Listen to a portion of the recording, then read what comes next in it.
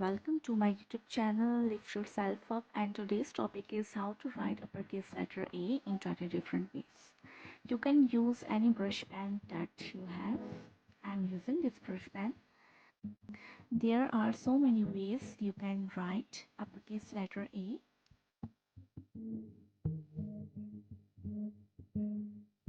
When I'm going up, I make a thin stroke. When coming down, the stroke will be thick. Like this. Here we go.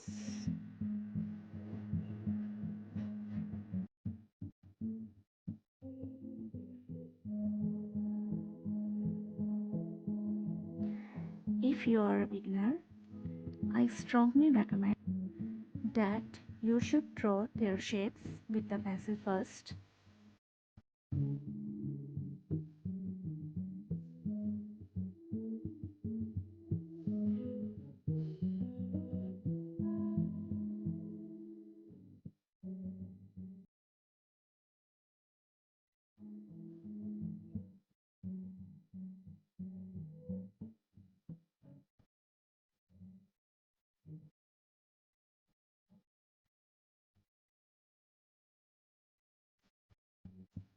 As you can see here, whenever I am doing an upstroke, I am using very light pressure.